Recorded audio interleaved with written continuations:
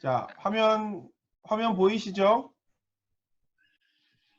네, 네, 네, 화면 보이시면 네. 시작하겠습니다. 지난 시간에는 문헌 이론의 완성까지 했어요. 문헌 이론까지 완성까지 했고, 오늘 이번 시간에는 문헌 이론에 대한 반론에 대한 거를 하도록 하겠습니다. 지금 계속 들어오네, 사람들이. 자,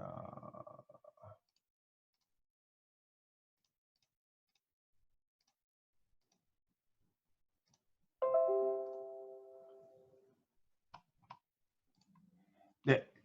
반론의 핵심이 뭐냐면 이거예요. 분명히 존재할 것이라고 생각했었던, 철석같이 믿었던 것들이 갑자기 의심스러워지는 현상들이 벌어지게 된 겁니다. 그래서 그것이 있는 것이 맞느냐 없는 것이 아니냐라고 하는 어떤 그런 의심들이 들기 시작했고, 확실하다고 생각했었던 그 연대가 흔들리기 시작하는 거예요. 그런데 이러한 작업들을 하는데 결정적인 역할을 한 세 작품이 있어요. 세 작품. 반 세터스와 슈미트와 렌트 토르프라고 하는 이 학자 이 세 명이 쓴 책이 있는데, 이게 공교롭게도 다 1970년대에 썼던 책입니다. 1970년대에 썼던 이 책, 이 세 가지 책으로 인해서 가장 확실할 것이라고 믿었던 것들이 흔들리기 시작합니다. 그래서 오늘은 여러분들께 이 세 책을 읽어 드리려고 합니다. 제가 이걸 준비하면서 마치 제가 설민석이 된 것처럼 이 책들을 분석하고 여러분이 쉽게 이해할 수 있도록 정리를 해봤는데, 자, 듣다가 궁금한 게 있으시면 바로바로 마이크를 켜고 말씀을 해주시면 됩니다. 첫 번째 책입니다. 첫 번째 책을 보면 반 세터스의 책인데, 예, 책이 굉장히 아름답죠. 예, 보기 좋습니다. 원래 제목은 아브라함 in History and Tradition이에요. 역사와 전통에서의 아브라함이라는 책인데, 이 책이 1975년도에 나오게 되는데, 이 책에서 주장하는 바가 뭐냐면 창세기의 아브라함 이야기에는 유목민적 특성보다는 왕조 이데올로기의 특성이 강하게 나타난다라는 거예요. 여러분, 아브라함 이야기를 읽으면서 아브라함의 배경이 뭐였죠? 원래 우리가 알고 있는 아브라함 시대의 배경은 유목민이에요. 왜냐하면 아브라함이 갈대아 우르를 떠나서 하란을 거쳐서 또 새로운 땅인 세겜까지 내려오는 것이 마치 유목민들이 왔었던 베두힌 민족들이 왔었던 그 경로 내지는 떠돌이 사람들이었거든요. 그런데 그 내용을 보면 유목민적이지 않은 부분들이 있다는 것을 알게 됩니다. 유목민적이지 않은 것들이 무엇인가, 그를 살펴보도록 할게요. 주장 다시 한번 말씀드릴게요. 창세기의 아브라함 이야기에는 유목민적 특성보다는 왕조 이데올로기 특성이 강하게 나타난다라는 거예요. 근데 아마 여러분들 아브라함 이야기를 읽으시면서 아니 여기에 왕조 이야기가 있을까라고 하는 생각들을 아마 하실 수 있는데, 자, 근거를 한번 보겠습니다. 창세기 12장 2절에서 3절을 보면 제가 성경 구절을 갖고 왔어요. 여기 보면 내가 너로 큰 민족을 이루고 내게 복을 주어 내 이름을 창대하게 하리니 너는 복이 될지라. 이거 굉장히 유명한 구절입니다. 아브라함을 부르시면서 아브라함에게 주신 첫 번째 약속에 있는 구절 말씀이죠. 너의 본토 친척 아비집을 떠나 내가 너에게 지시할 땅으로 가라. 그리하면 내가 너로 큰 민족을 이루고 내게 복을 주어 내 이름을 창대하게 하리니 너는 복이 될지라. 그런데 이거랑 비슷한 성경 구절이 나와요. 어디냐면 시편 72편 17절이에요.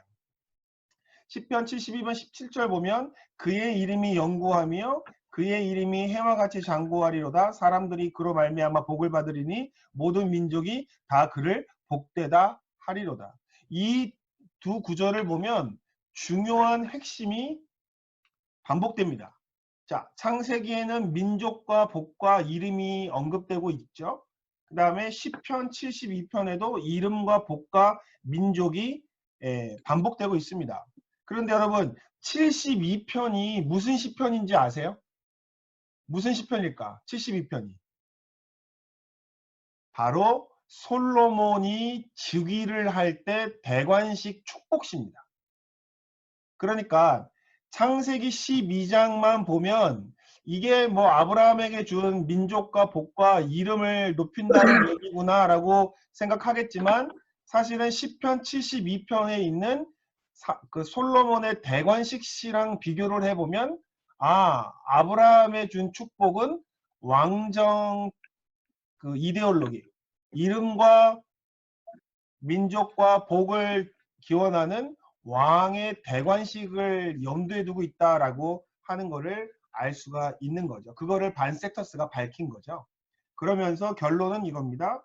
아브라함 언약은 72편과 같은 왕의 대관식 축복을 반영하고 있다. 따라서 제2의 연대는 주전 10 또는 9세기가 아니라 주전 6에서 5세기이다 라고 결론을 맺습니다. 그래서 이 반세터스라고 하는 사람의 이 이론으로 인해서 제2의 연대가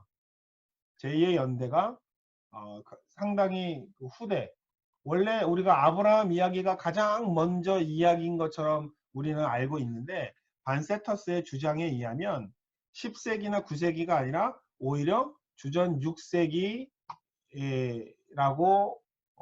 볼 수 있는 거죠. 자, 지금 반세터스의 이야기에서 궁금하신 점, 반세터스의 그 주장에서 궁금한 점이나 아니면은 있으신 분들.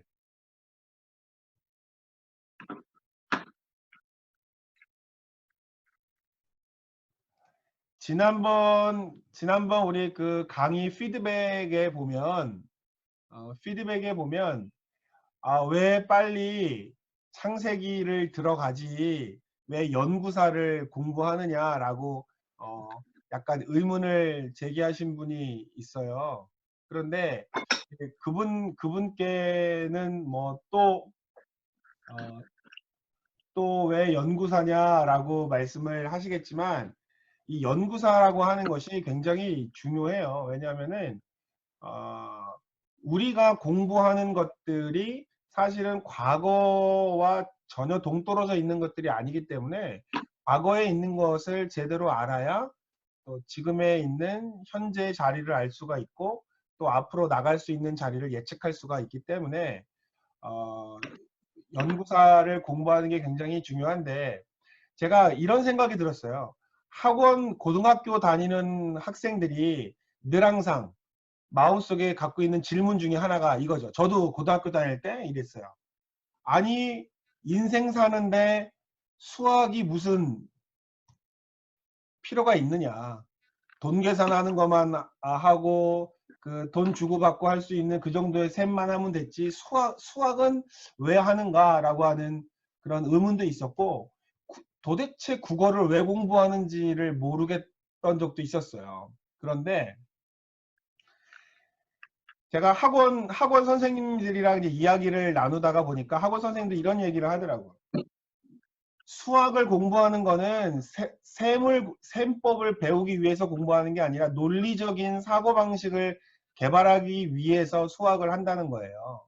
그 다음에 국어를 하는 것은 뇌의 그 논리적인 부분을 발달시킬 뿐만 아니라 또 감성적인 부분도 발달을 시켜야 하기 때문에 국어를 한다는 거예요.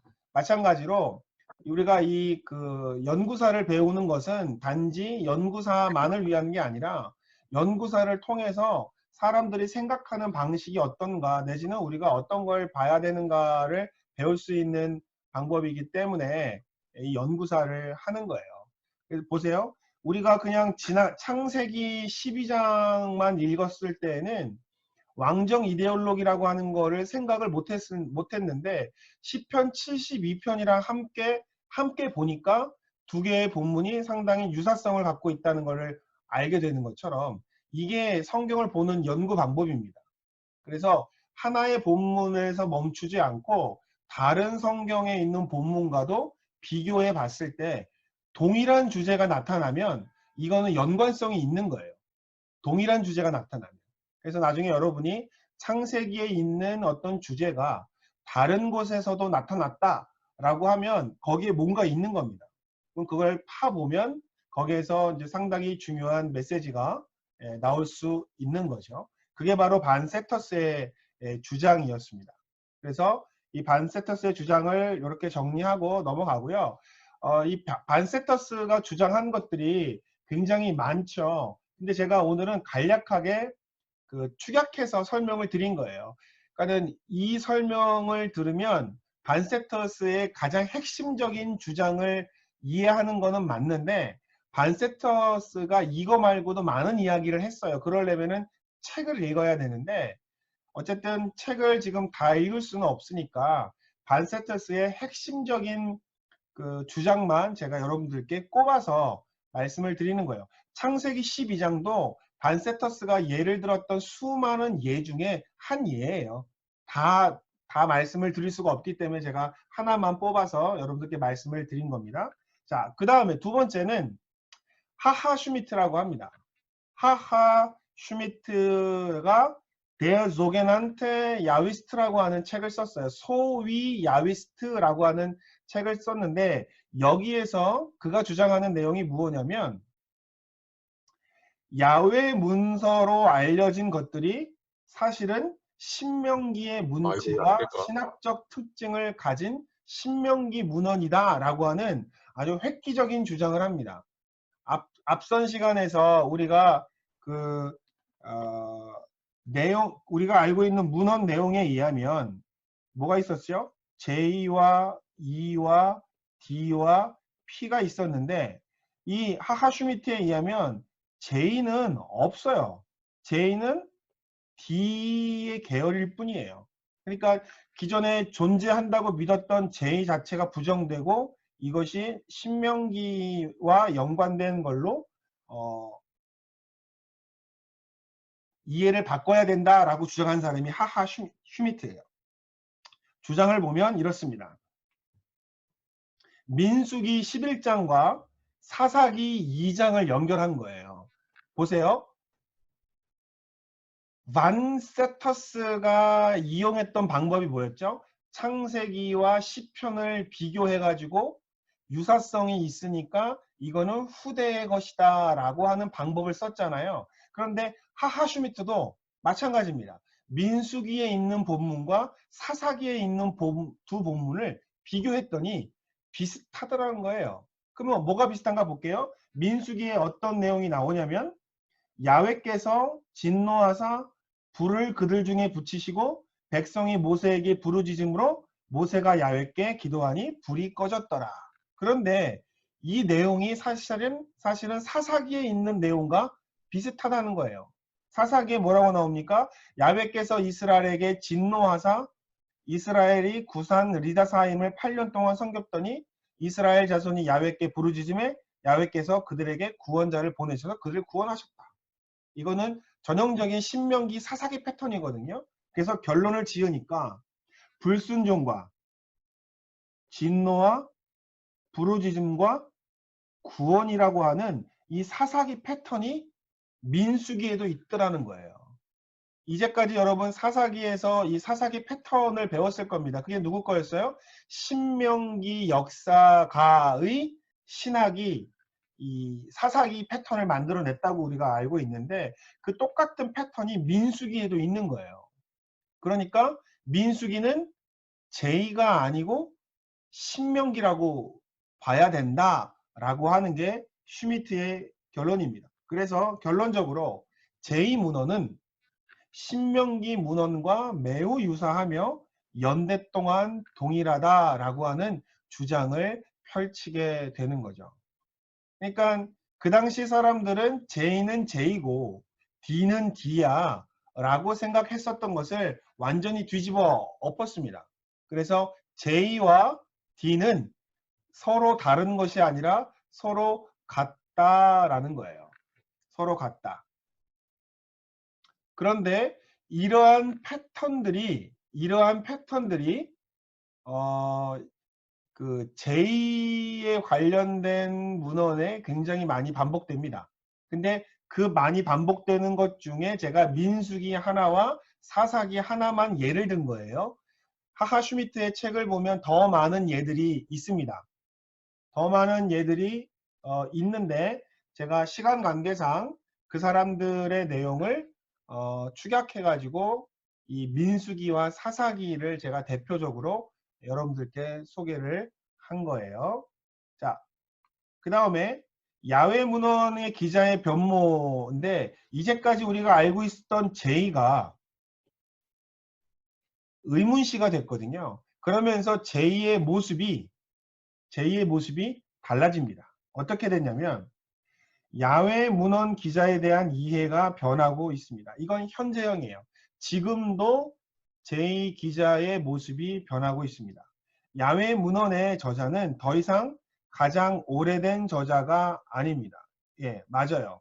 더 이상 오래된 저자가 아니에요. 사람들은 그 제이를 더 이상 오래된 저자라고 생각하지 않습니다. 제이는 주전 8세기의 예언 운동을 알고 있었고 신명기 문헌과도 매우 밀접한 것으로 보아서 상당히 후대의 문헌일 가능성이 제기가 됩니다.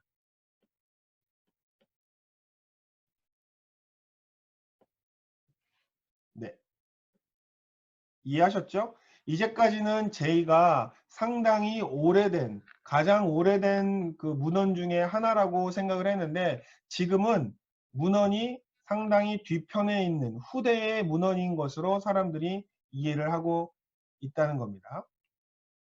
그 다음에 또 하나는 야외계 전승이 포로기 또는 포로기 이후의 본문에서 발견되는 이러한 인식에 힘을 보태고 있다라고 볼 수가 있습니다.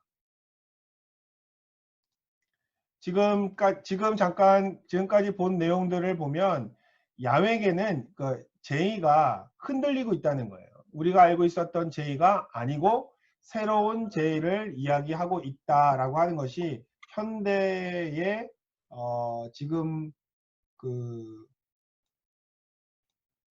현대의 주장이에요. 현대의 주장입니다. 그래서 또한 신명기 슈미트는 뭐라고 이야기하냐면 모세가 예레미야와 에스겔의 소명기사와도 유사하다라고 이야기하는 거예요. 그러니까는 우리가 알고 있었던 제이가 어디까지 갑니까?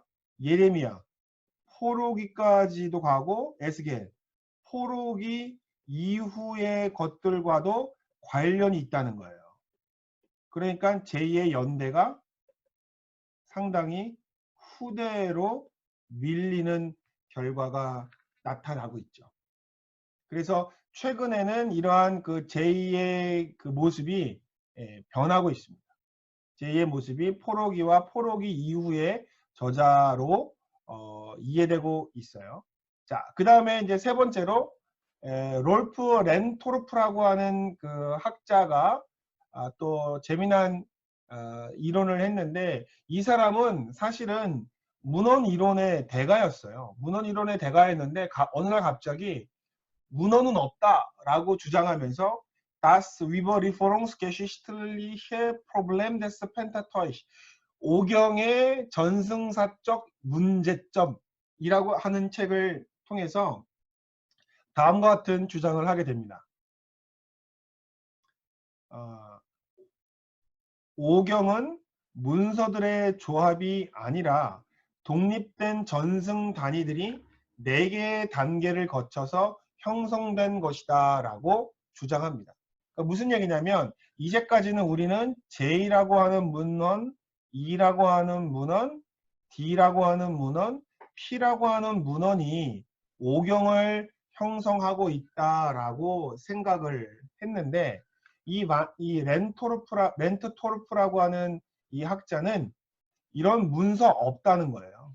이런 문헌은 없고 이야기들, 독립된 전승의 이야기들만 있다는 겁니다. 독립된 전승의 이야기들만 있다.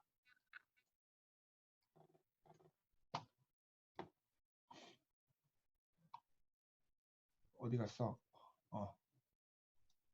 지금 다시 간단히 설명하자면 예전에는 4개의 문서가 존재한 걸로 봤잖아요. 그런데 이제는 그 4개의 문서가 아니라 그냥 이야기가 있었다는 거예요. 이야기가. 그냥 4개의 이야기가 있었을 뿐이라는 거예요. 문서는 없어.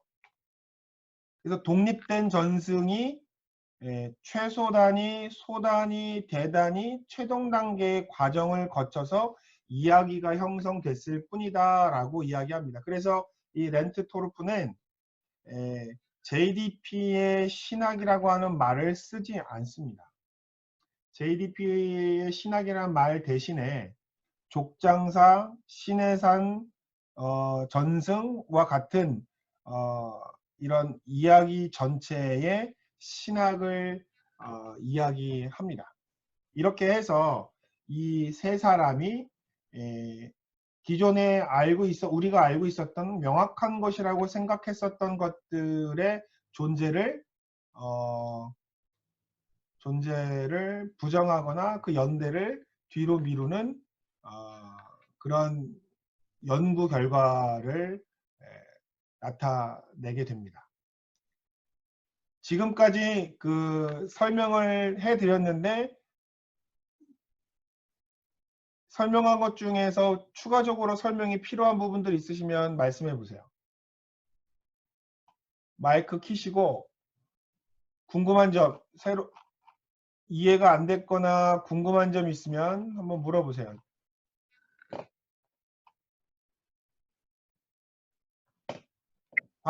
다 되셨어요?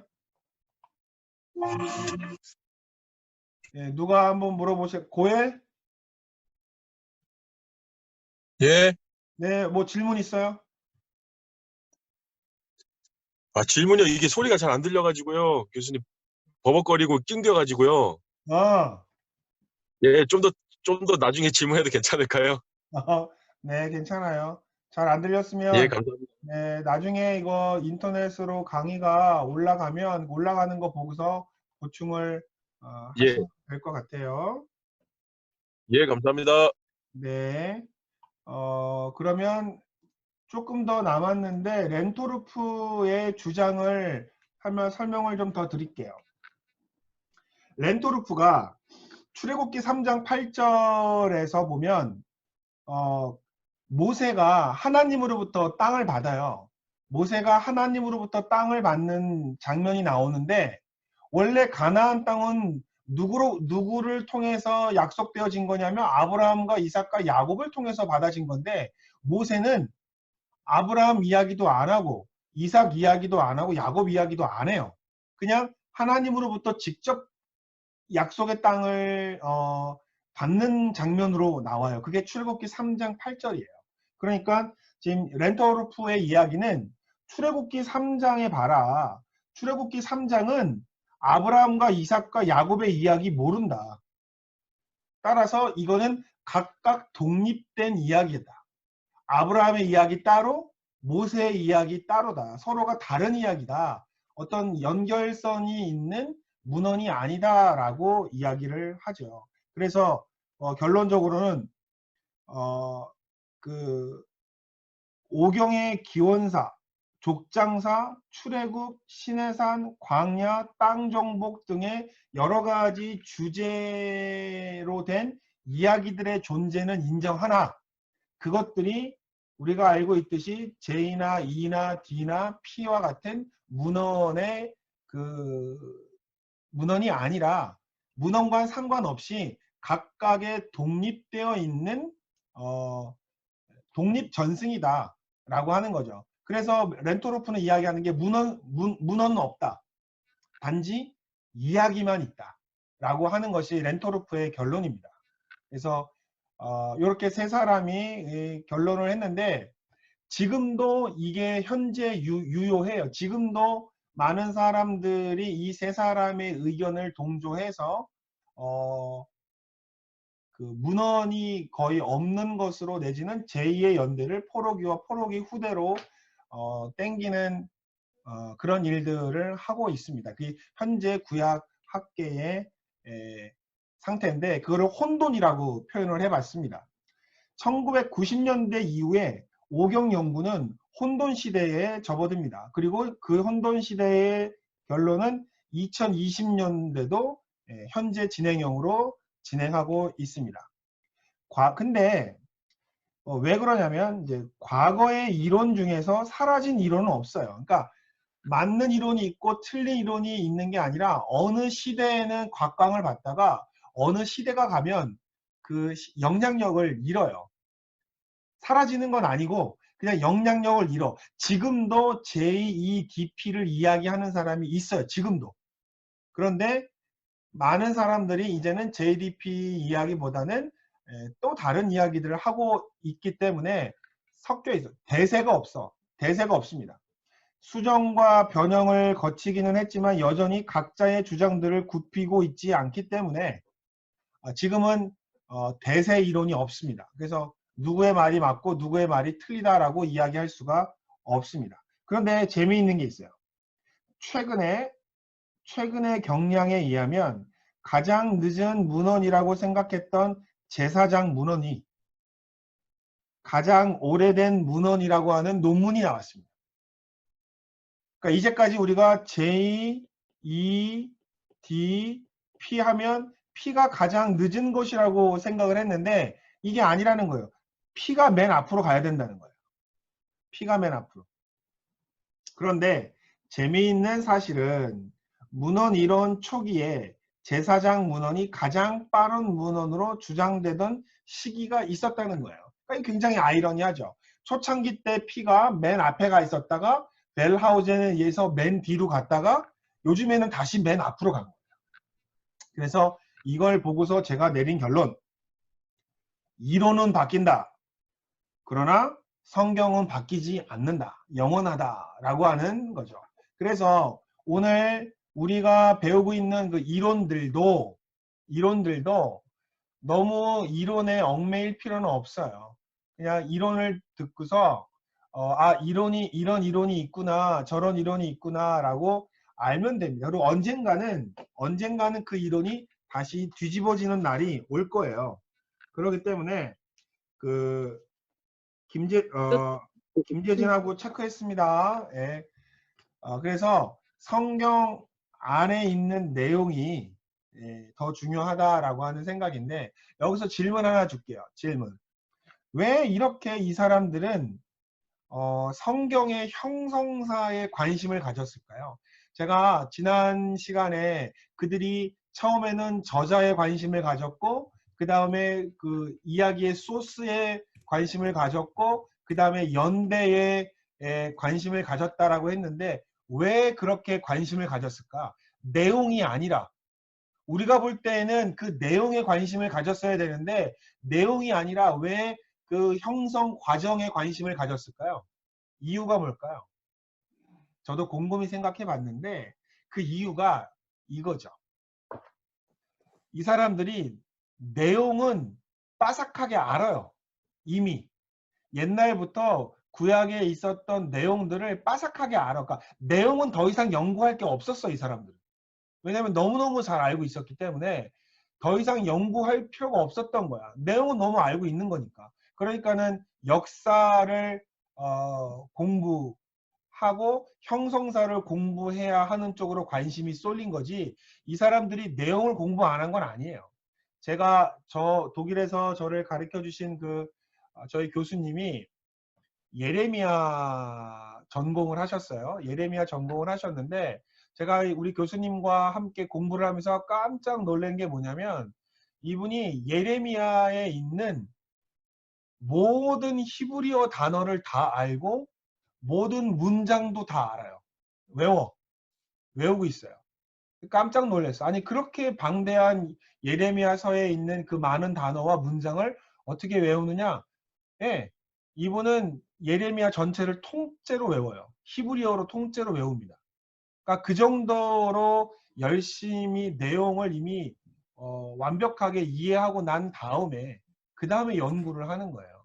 근데 우리는 이 사람들은 내용은 왜 안 보고 연구만 했는가라고 오해하실 수 있는데 내용을 다 이해하고 그 다음에 연구한 것으로 넘어가는 것으로 생각하셔야 돼요. 그러니까 이 사람들이 그렇게 만만한 사람들이 아닙니다. 그러니까 몇 장 몇 절에 어떤 단어가 나오고 어떤 주제가 나와서 서로가 비슷한 거냐 아니냐를 따질 수 있었던 거예요. 그러니까 한 곳에만 있었던 게 아니라 성경 전체를 다 알고 있었던 사람들이에요.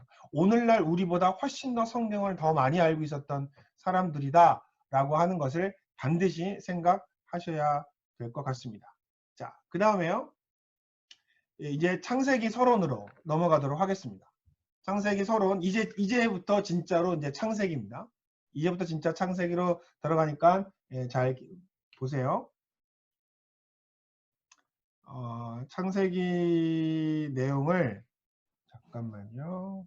보도록 하겠습니다. 창세기 내용을 창세기 내용을 들어가도록 하겠습니다. 보통 창세기를 보면 아마 이런 식으로 나누는 걸 보셨을 거예요. 1장부터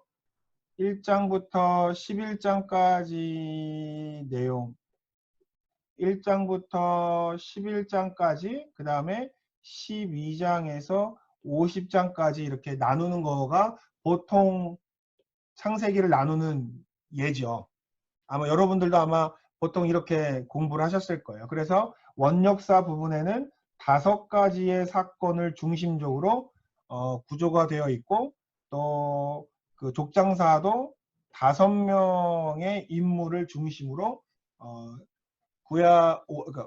그 창세기가 이루어져 있다라고 아마 여러분들 공부했을 겁니다. 근데 이거는요 극히 일반적인 구분이에요. 근데 성경 창세기 구조를 주제별로 나누면 이렇게 되죠. 그런데 이게 유일한 기준이 아니라는 거예요.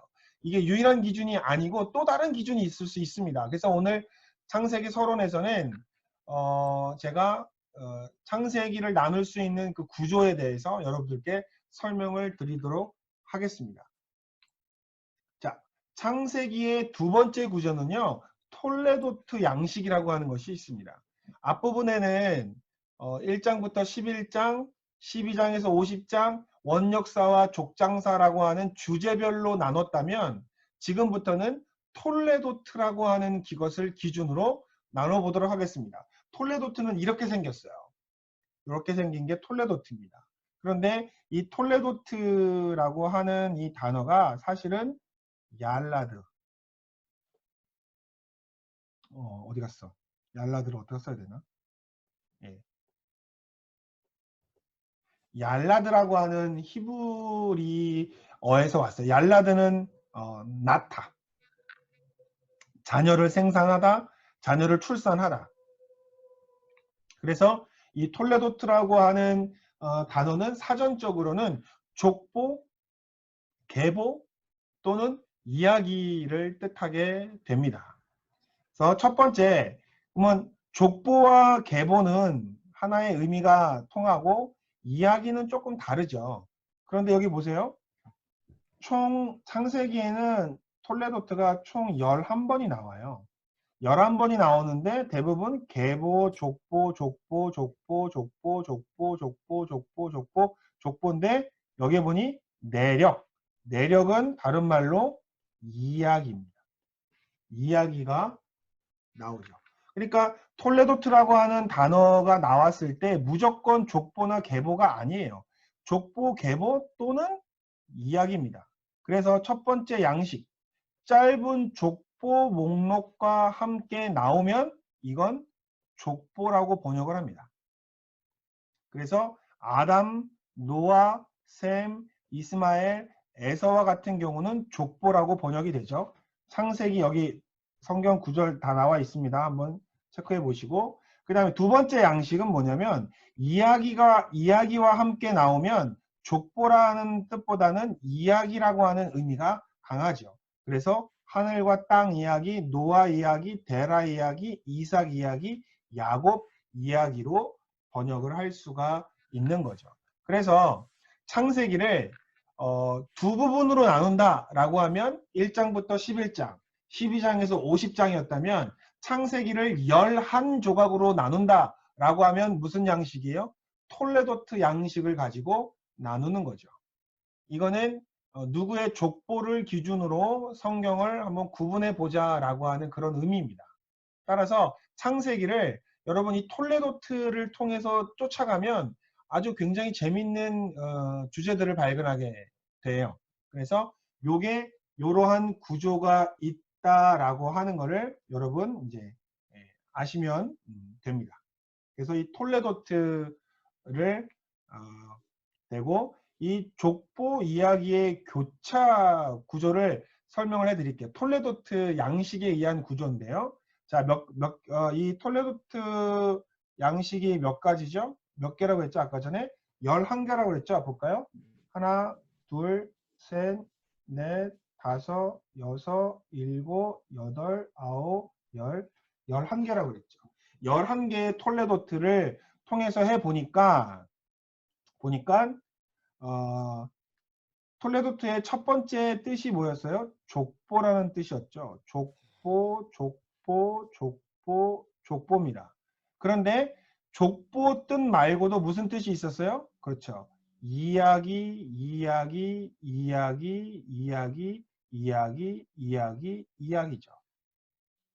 자, 뭐라고 했어요?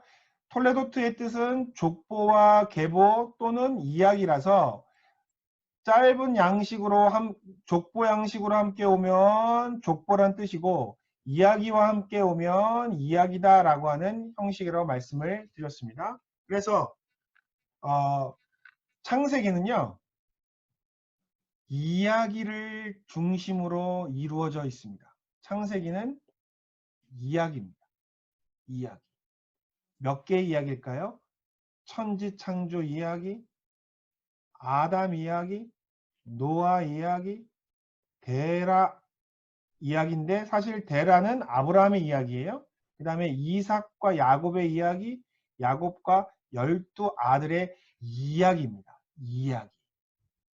족보가 아니고 창세기는 중요한 이야기들로 이루어져 있다는 것이 톨레도트 구조를 통해서 드러납니다.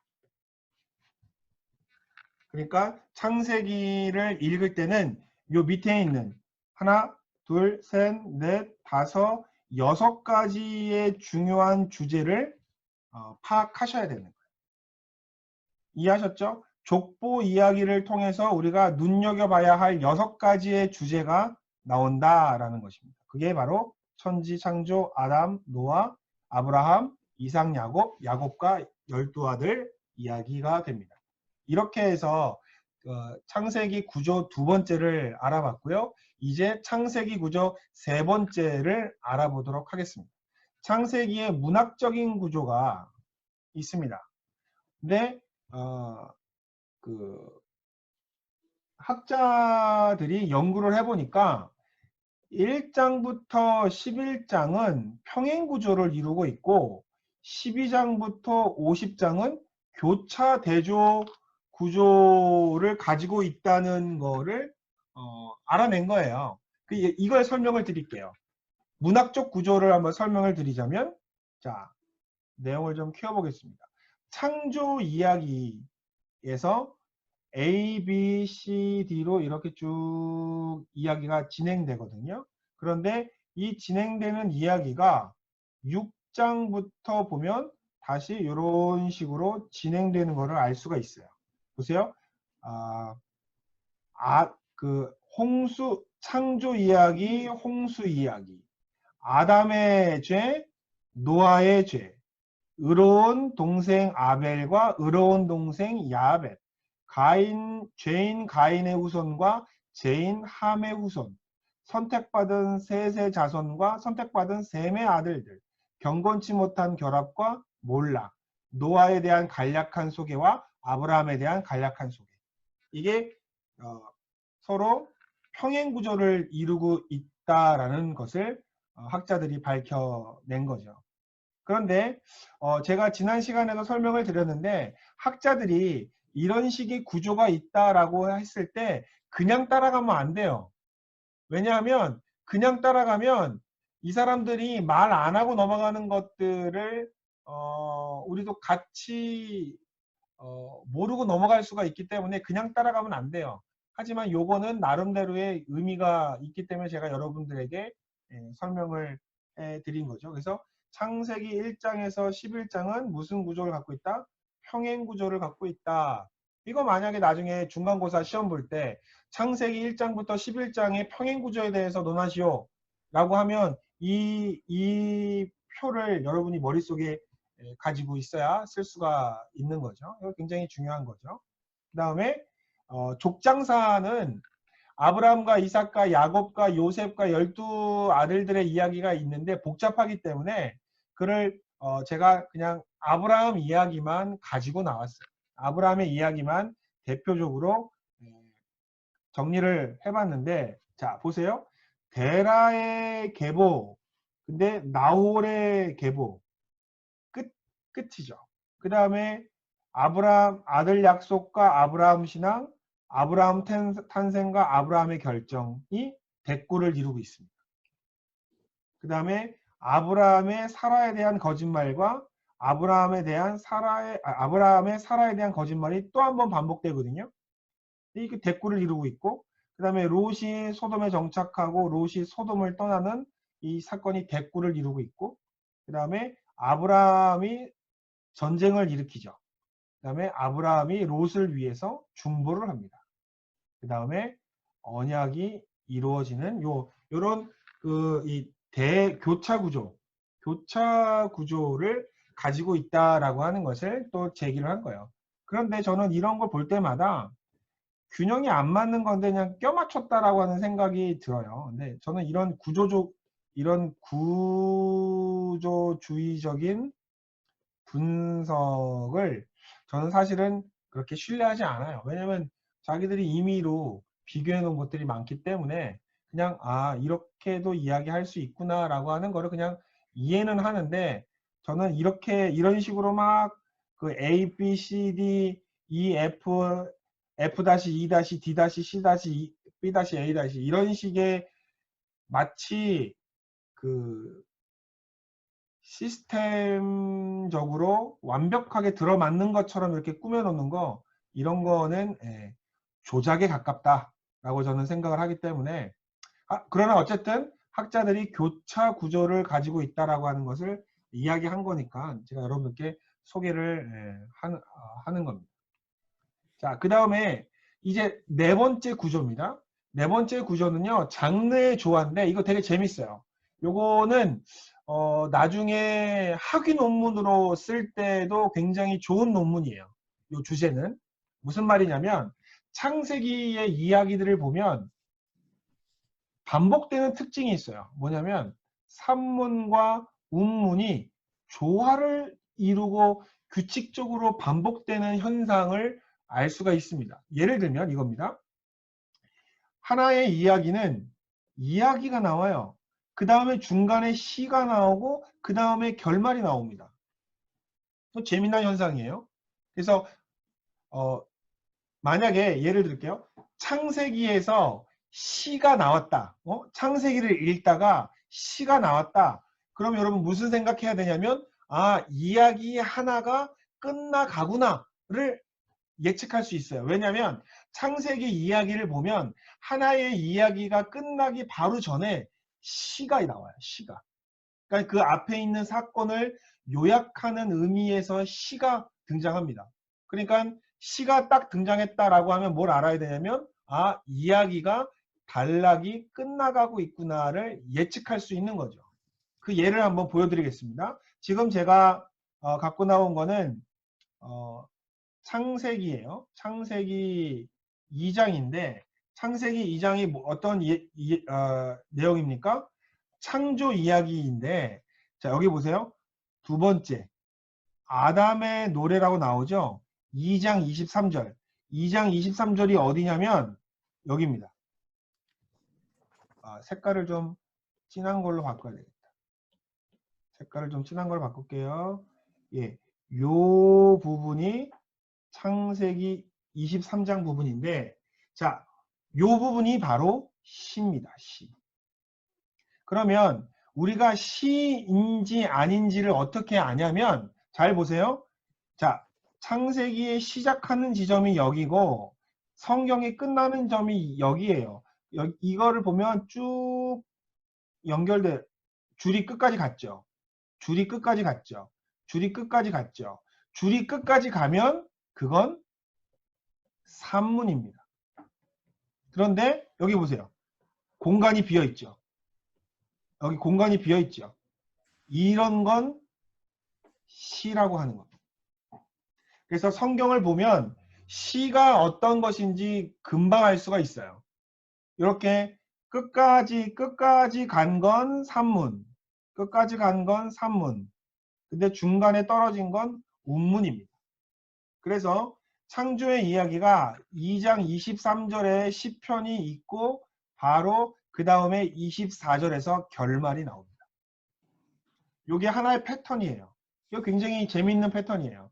이야기가 하나의 단락은 이야기와 시와 결말로 이루어진다라고 하는 이 패턴이 계속해서 반복되고 있기 때문에 이거를 그 논문으로 삼아서 써도 굉장히 좋다 저는 생각이 들고요. 또 다른 예를 하나 드릴게요. 또 다른 예. 이게 4장인데 4장은 어떤 장이냐면 가인과 아벨의 이야기가 나오는 장이 4장이죠. 근데 자 퀴즈. 여기에도 시가 있습니다. 여기에도 시가 있어요. 어디가 시일까? 시는 이렇게 비어있는 곳이 나오면 시라고 그랬죠. 그러면 결론적으로 요게 시입니다. 왜요? 여백의 미가 나타났죠. 여백의 미가 나타나면 얘는 시예요. 그래서 시가 뭡니까? 예, 4장 23절이 시입니다. 이것도 가인과 아벨에 대한 사건이 나오고 그 다음에 뜬금없이 람에게 대한 노래가 시로 읊어지고 그 다음에 결말이 나오죠. 그래서 앞에서 말씀드렸던 것처럼 정리를 하자면 예, 사건 이야기가 나오고 중간에 시가 나오고 그 다음에 결말이 나온다. 따라서 시가 등장했다라고 하면 아, 요 사건이 결말을 향해 가고 있구나를 생각하시면 된다는 거죠. 이게 바로 창세기를 장르의 구조로 분석해서 보는 방법이라고 볼 수가 있습니다. 자, 이제는 이렇게 해서 그 창세기의 구조에 대해서 여러분께 제가 설명을 드렸습니다. 자, 창세기의 서론을 그 책을 읽어보시면 거기에 뭐 저자의 연대 아니면 문서 저자가 누군지 연대가 연대가 언제인지 뭐 여러 가지 막 나오는데 사실 그거는 뜬구름 잡는 얘기라서 제가 오늘 말씀을 드리지 않았고 그리고 이미 저자에 관한 문제라든지 아니면 그 안에 있는 자료에 관한 문제는 첫 번째 강의 시간에 이미 제가 말씀을 드렸기 때문에 오늘은 반복하지 않았고 지난번에 말씀을 드리지 않았던 창세기의 구조에 대해서 제가 말씀을 드린 거예요. 그래서 창세기를 볼 수 있는 창세기 구조라고 하는 것은 창세기를 보는 눈이거든요. 근데 그 보는 눈은 하나가 아니라는 거예요. 지금 창세기 구조 몇 가지 배웠습니까? 예, 4가지 배웠죠. 그러니까 창세기를 볼 수 있는 눈이 방법이 렌즈가 4개라는 건데 그럼 4개만 있을까요? 아니요. 학자들의 숫자만큼 창세기를 볼 수 있는 구조의 렌즈가 훨씬 더 많이 있는데 오늘은 제가 그 대표적으로 이 4가지의 구조에 대해서 말씀을 드린 거예요. 자, 이제는 창세기를 이렇게도 볼 수 있구나 저렇게도 볼 수 있구나를 이제 여러분이 알게 되신 겁니다. 자, 이렇게 해서 창세기 서론을 마치고요. 창세기 서론을 마치고 난 다음에는 이제는 그 창세기 내용을 들어갈 건데 오늘은 여기까지만 할 겁니다. 오늘은 구조적인 부분까지만 제가 여러분께 설명을 드릴 거고요.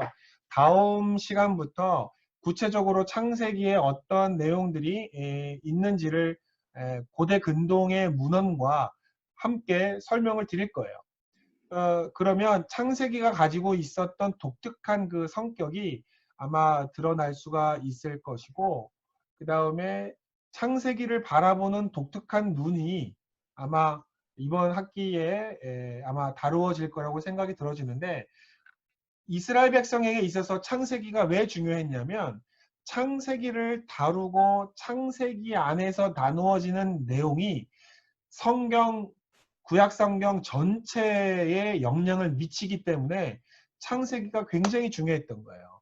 그래서 창세기에 나오는 하나님이 구약 전체에 나오는 하나님을 대변합니다. 그 다음에 창세기에 나오는 인간 이해가 구약 전체에 나오는 인간 이해를 대변합니다.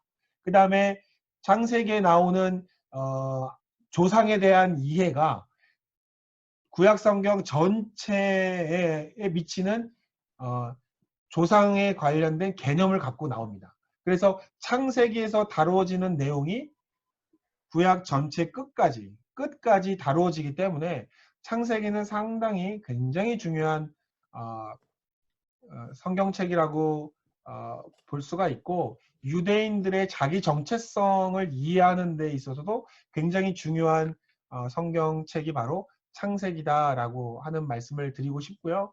특별히 이번 학기에는 제가 여러분들께 창세기 안에 담겨진 신학을 여러분들께 조금 심도 있게 소개를 시켜드리고 싶어서 준비를 하고 있습니다. 그래서 아마 여러분이 성경을 바라보는 눈이 조금 넓어지고 깊어지는 시간이 되지 않을까 싶은 생각을 하고 있는데요. 오늘 지금까지 한 내용 중에 질문 있으시면 질문 받을게요.